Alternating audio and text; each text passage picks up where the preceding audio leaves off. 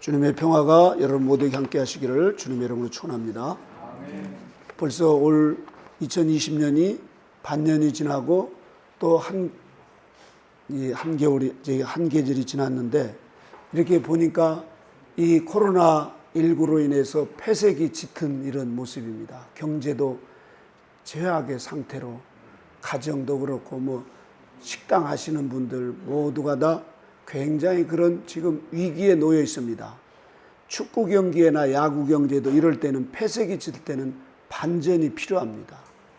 그래서 야구 8회 말에 갔는데 5대3으로 계속 지고 있대. 감독이 그대로 했다가는 지니까 여기에 이제 대타를 기용하죠. 그래서 한 방에 있는 사람을 대타로 기용해서, 그런데 그 사람이 이제 삼진 아웃을 잘 당하는데 그래도 한 방이 있어요. 그래서 모험을 합니다. 한 방으로 홈런을 해서 뒤집느냐 아니면 이대로 침몰하느냐.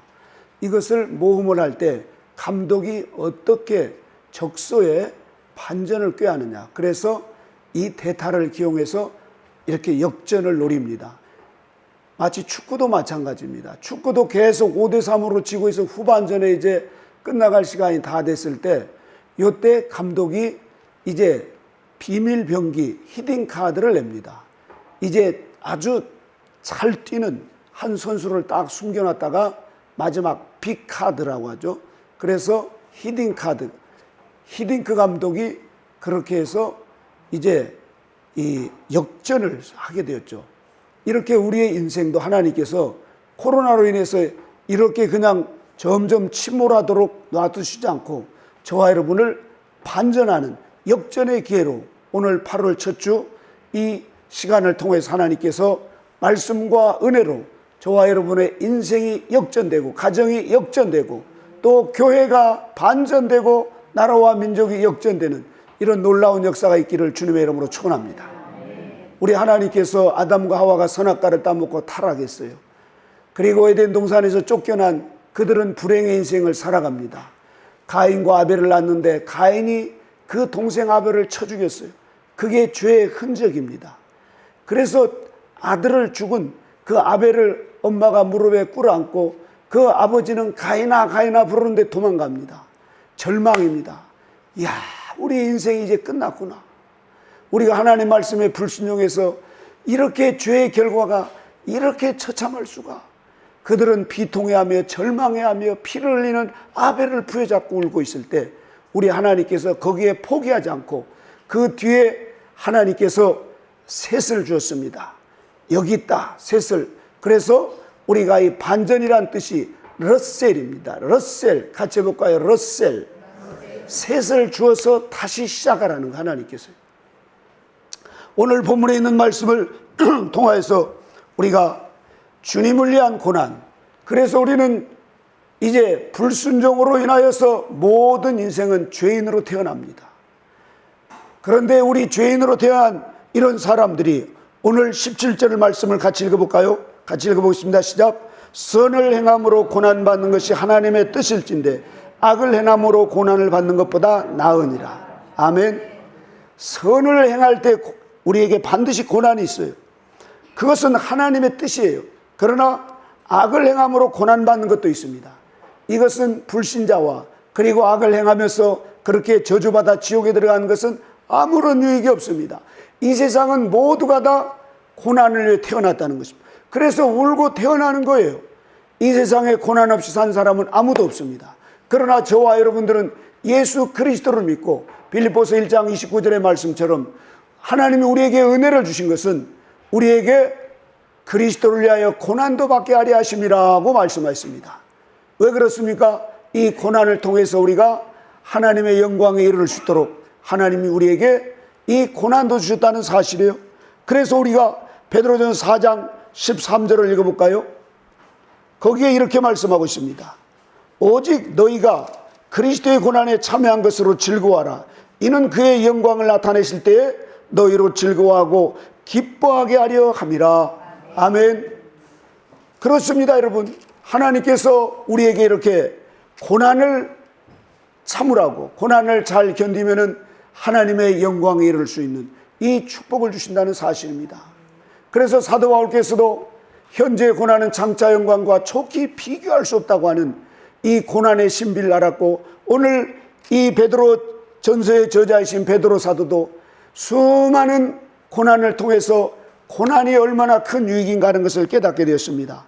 그래서 베드로전서 2장에도 보면은 그리스도의 고난에 대해서 말씀하셨어요.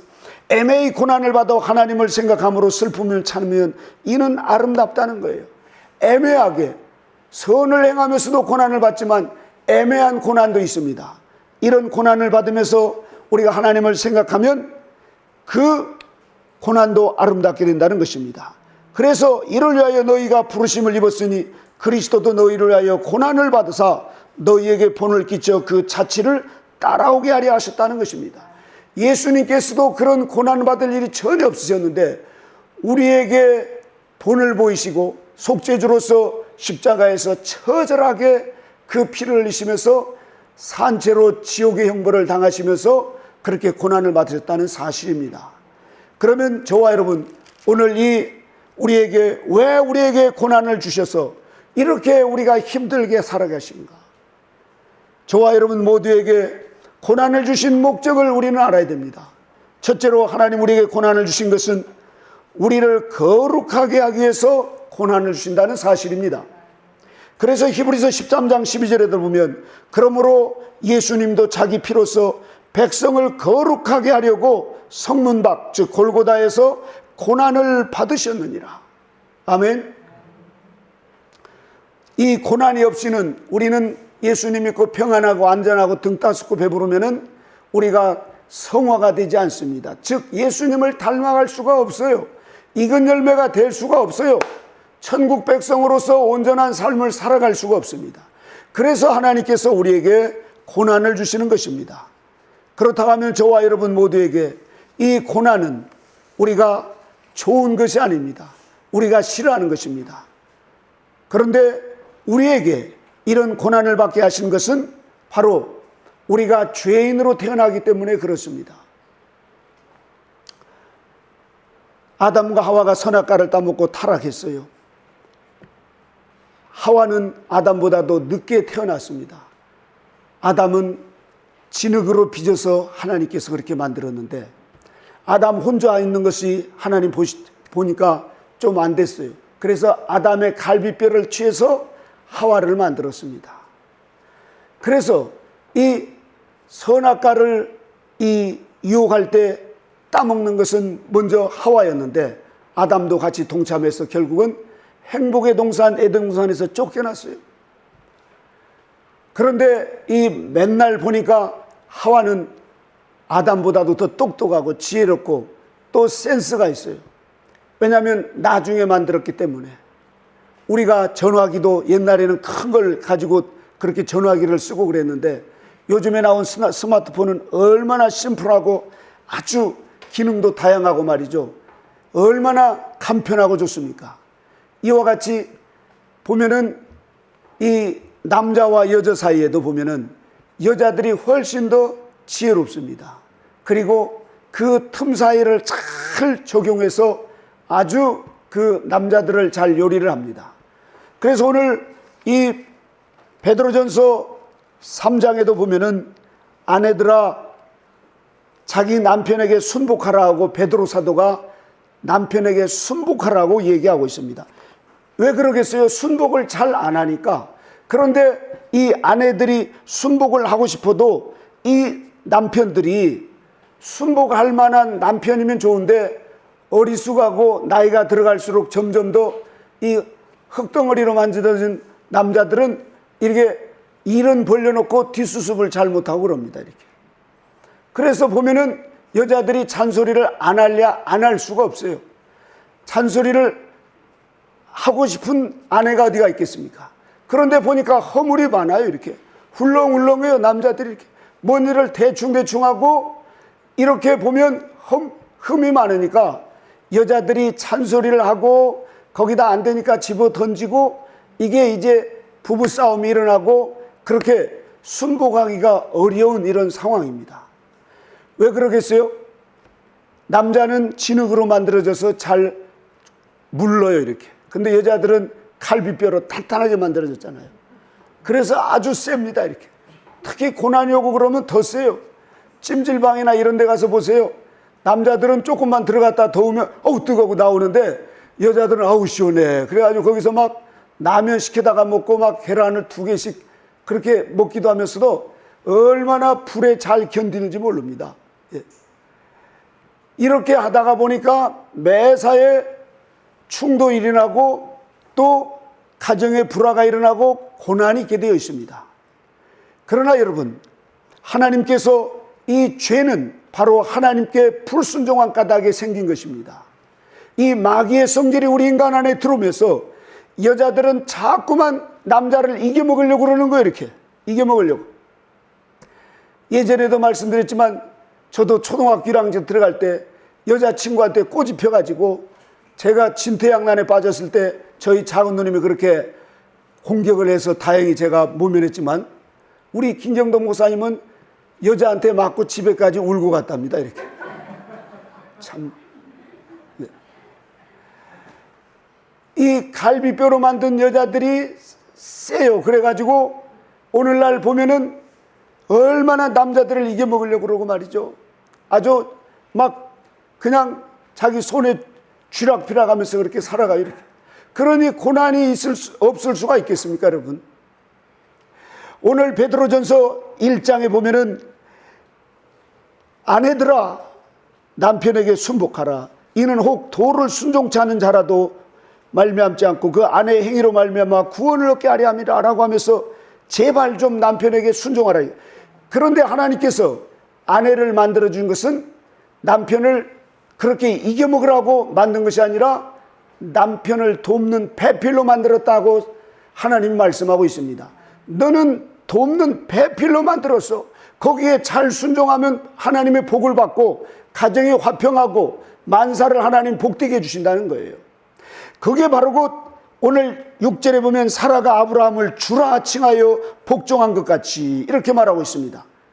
사라는 남편 아브라함이 그렇게 하나님의 약속을 믿고 고향을 떠나서 왔는데 자식을 10년 20년도 주지 않은데도 이 사라는 아브라함을 주라 칭했다는 것입니다. 자기는 돕는 배필로 아브라함을 끝까지 잘 섬기면서 그렇게 하니까 나중에 하나님께서 열국의 어미로 그리고 아브라함과 다윗의 자손 예수 그리스도의 계보를 잇는 그런 위대한 어머니가 됐다는 사실입니다. 그래서 하나님께서 사라에게 복을 주셨어요. 자식이 잘 되는 거예요. 이삭 잘 되고 손주 야곱도 잘 되고 증손주 요셉도 잘 되게 하시는 것입니다. 오늘 여러분 우리에게 가장 힘든 게 순종하는 것입니다. 우리는 불순종의 자녀로 태어났어요. 그래서 고통을 마땅히 받아야 되는 거예요. 믿는 사람이나 믿지 않는 사람이나 다 고난을 받아요.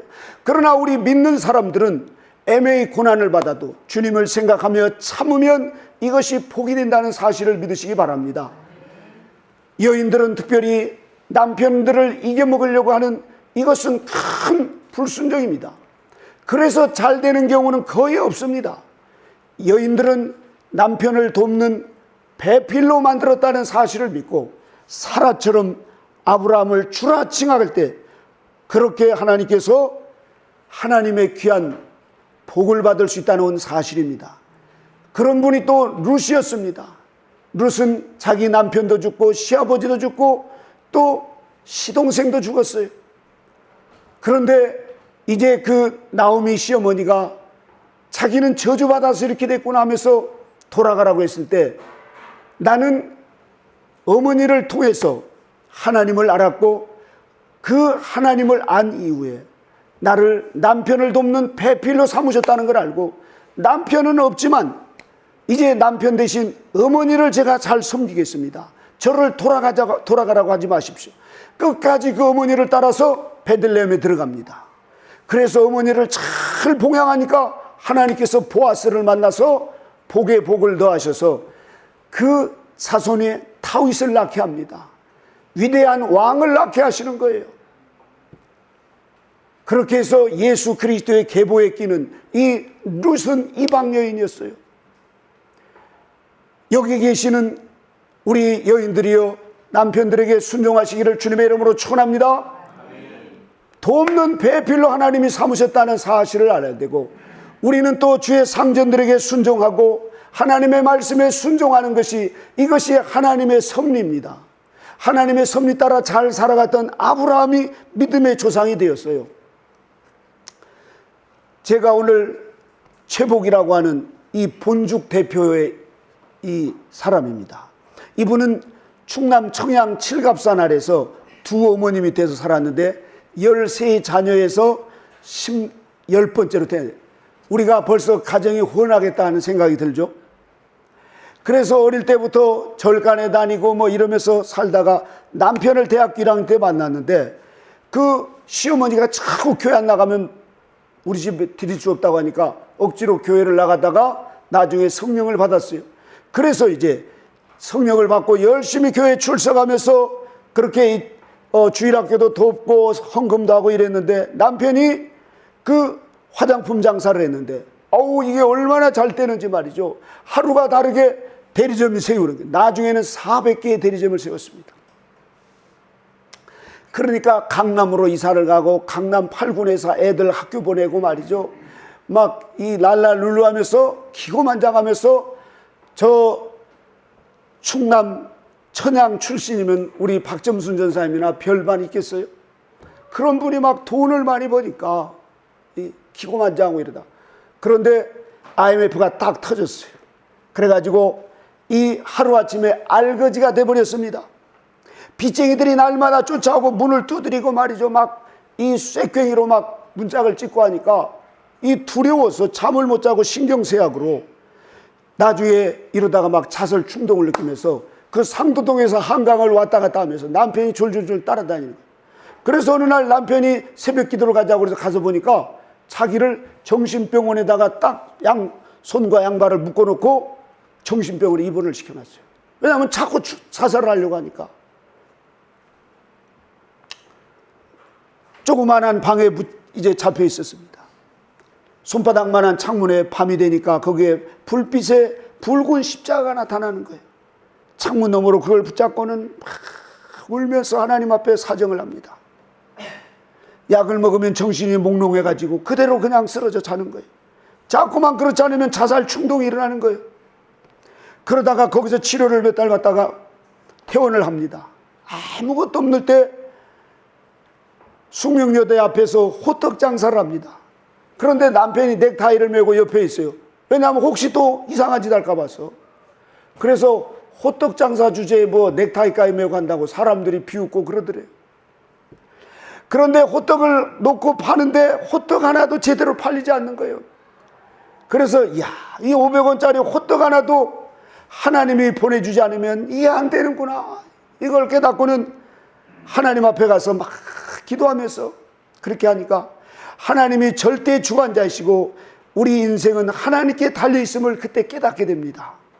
그래서 자신의 과거의 잘못을 이제 회개하면서 다시 그런 상황으로 들어가지 않으려고 호떡 판 거기에 11조를 딱 떼가지고 드리고 주일 성수를 온전하게 하면서, 그때부터 이제 수많은 그런 고난을 겪으면서 이분이 그때 고난의 학교를 다녔는데, 불에서 꺼낸 크슬린 나무와 같이 살았다.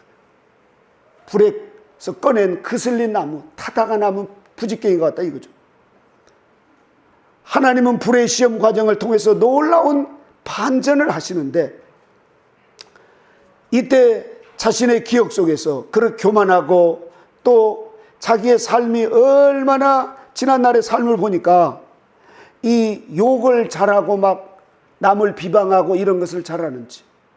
그런데 이제 호떡 장사를 하다 안 되니까 나중에는 이제 요리 학원에 요리사 보조로 일을 하는데, 거기에 정신과 약을 먹으니까 다른 일도 잘 안 시키고 그러니까 이 남은 요리 거기 것을 다 먹으니까 막 살이 푹푹 쪄가지고 90kg까지 쪘대 이렇게. 그래가지고 얼굴에 막 주근깨로 새카맣게 되고, 야 내가 이러면 되겠나. 그런데도 어떻게 할 수가 없는 거예요. 그런데 이때 하나님께서 하나님과 얼굴을 좀 보자. 하나님이 기뻐하시는 것은 너와 대면하는 것이다. 이런 것을 깨달으면서 이분이 철저하게 이제 회개를 하기 시작합니다. 그러면서 내 안에 이 더러운 쓴뿌리가 있구나. 자꾸 남을 비방하고 또 신경질 내고 짜증내고 원망하는 이것부터 고쳐야 되겠구나. 이러면서 이것 때문에 내 삶이 그렇게 괴롭고 힘들었구나. 다시는 이런 것을 안 해야 되겠다. 그러면서 기도하겠습니다. 하나님 말씀으로 그때부터 기도하면서 하나님께서 이 말씀을 주셔서 그 말씀을 읽고 하나님을 이제 그 성령님께서 조명하신 대로 깨닫고 회개하면서 그랬더니 자꾸만 기도를 하면서 자신 안에 점점점 말의 순환이 되더래요. 그래서 오늘 모든 우리 성경에도 보면은 이 우리가 좋은 날 보기를 원하는 자는 혀를 금하여 악한 말을 그치라 이렇게 말하고 있죠. 이분이 이제 그렇게 하다 보니까 하나님께서 점점 응답을 하셔서 죽집을 했답니다. 그래서 본죽이라고 하는 죽집을 차렸는데 그게 하나님께서 그렇게 하다 보니까 2점, 3점, 4점 해가지고 이 본점이 우리나라에 뭐 어마어마하게 많이 세워지고 하나님께 보고 그래서 거기에 어떤 일이 있어도 10%는 하나님 앞에 그렇게 이 본점 본부에다가 그렇게 헌금을 드리고 그리고 지금 아프리카나 이런 데 2, 3천 명을 이분이 그렇게 돌보고 있답니다. 특별히 이번에 코로나로 인해서 선교사님들이 한국에 들어올 때 자가격리할 데가 없는데 이 본죽에서 그런 선교사들을 수용해서 편안하게 계실 수 있도록 무료로 말이에요. 선교사님들을 그렇게 하시더라는 거예요. 이분이 대단합니다. 대단해요. 그런데 이분에게 어떻게 그렇게 승리를 하셨다고 어떻게 그렇게 축복을 받았냐고. 그런데 이분이 그렇습니다. 나도 많이 넘어집니다. 그러나 제가 이렇게 넘어질 때 옛날보다도 덜 넘어지도록 하나님이 내주셨는데 그 비결은 먼저 하나님 앞에 무릎을 꿇는 것입니다. 무릎을 많이 꿇으면 꿇을수록 덜 넘어지더라고요. 그리고 넘어지면 빨리 일어나게 합니다. 하나님은 자신에게 이 모든 직업의 경영과 자기 경영, 기업 경영을 모든 것을 무릎으로 하라고 하셨다는 거예요. 그래서 그렇게 무릎을 꿇어가면서 하니까 하나님께서 이제 아예 기도 골방을 만들어 주셔가지고 그곳에서 늘 기도하면서 하나님께 자기의 비전을 그리고 하나님 앞에 그렇게 말씀을 통해서 하니까 하나님께서 그러한 일들을 다 이루어 주시더라는 겁니다. 이렇게 그러면서 스가랴서 3장 4절에서 5절의 말씀처럼 여호와께서 자기 앞에서 자들에게 명령하사 그 더러운 옷을 벗기라. 다시 말해서 더러운 옷, 우리의 행실을 벗기라는 거예요. 우리 안에 있는 죄악을 깨끗이 벗기라는 것입니다. 그러면 하나님께서 이제 새 옷으로 입혀주신다는 것입니다. 그래서 우리에게 하나님께서 왜 고난을 주셨는가? 그것은 두 번째로 하나님의 선한 일에 쓰임받게 하기 위해서 우리 하나님께서 고난을 주신다는 사실입니다. 우리 안에 그릇이 더러우면 아무리 좋은 것을 부어주시려고 해도 부어줄 수가 없어요. 자꾸 원망하고 불평하고 말이 막 아주 거칠고 그래 보세요. 마음이 더러운 모습을 그곳에다 하나님께 쓰시려면 오히려 하나님의 영광을 가립니다. 그래서 디모데후서 2장 21절에 보면 그러므로 누구든지 이런 것에서 자기를 깨끗하게 하면 귀 쓰는 그릇이 되어 거룩하고 주인의 쓰심에 합당하여 모든 선한 일에 준비함이 되니라. 우리 하나님께서는 저와 여러분을 쓰시기를 원하십니다. 그런데 먼저 우리가 우리의 그릇을 깨끗이 씻어야 됩니다. 우리의 마음의 그릇을 씻어야 된다 이것입니다. 그러면 우리가 날마다 무릎 꿇는 이런 삶을 살아가면 우리 하나님께서 우리의 가정과 우리의 사업과 우리의 심령을 더욱더 하나님께서 더 온전하게 쓰시기에 합당한 그런 사람으로 인도해 주신다는 사실입니다. 마지막 세 번째로 왜 하나님께서 우리에게 고난을 주시는가? 그것은 하나님의 영광에 참여케 하시기 위해서 고난을 주신다는 사실입니다. 믿으십니까 여러분? 그래서 사도 바울께서도 에베소 2장 13절에 이제는 전에 멀리 있던 너희가 그리스도 예수님 안에서 그리스도의 피로 가까워졌느니라. 주님은 우리와 가까이 하면서 우리와 하나 되기를 원하십니다. 다시 말해서 우리와 연합되기를 원하신다는 것이에요. 그래서 하나님의 생명을 우리에게 주셔서 생명의 능력 가운데 그렇게 기쁨과 사랑과 온유와 겸손과 희락으로 천국의 기쁨을 우리에게 주셔서 영원한 천국에서 하나님의 영광에 동참해서 생명수와 생명강가에서 우리가 말할 수 없는 그 하늘의 행복으로 살게 하시려고 지금 우리에게 고난을 주신다는 사실입니다. 이 고난은 우리를 연단해서 정결케 하시는 거예요. 그렇게 해서 우리 모두가 다 시편 65편 4절에 있는 말씀처럼 하나님께서 택하시고 가까이 오게 하사 주의 뜰에 살게 하신 사람은 복이 있나이다. 우리가 주의 집 곧 주의 성전의 아름다움으로 만족하리이다. 우리 하나님은 우리에게 이렇게 하나님 당신을 우리에게 주기를 원하십니다. 그런데 우리의 심령이 더러우니까 우리에게 고난을 통해서 우리의 자아를 깨뜨리고 우리를 회개케 해서 깨끗하게 하셔서 우리로 하여금 오히려 반전돼서 예수 그리스도의 생명의 능력을 가지고 살아가게 하시려고 저와 여러분에게 잠시의 고난을 주신 줄로 믿습니다. 우리 모두 끝까지 지켜주신 우리 하나님 앞에 우리에게 지금 이 코로나 바이러스라고 하는 이것으로 인해서 우리는 무서워서 아니면 그 코로나에 걸릴까 봐서 이렇게 주저하고 뒤로 물러가 침륜에 빠지는 자는 하나님을 기쁘시게 할 수가 없습니다. 우리는 더욱더 하나님 앞에 무릎 꿇어 하나님은 반드시 우리에게 감당할 시험만 주시는 신실하신 하나님을 믿고 우리는 우리의 삶을 다시 재역전시키시려고 우리를 부르신 이 리셀의 하나님, 우리를 대반전시키시는 하나님, 다른 대안을 가지고 저와 여러분 각 사람에게 지금 새로운 우리의 남은 삶을 하나님이 계획하고 계신 줄로 믿으시기 바랍니다.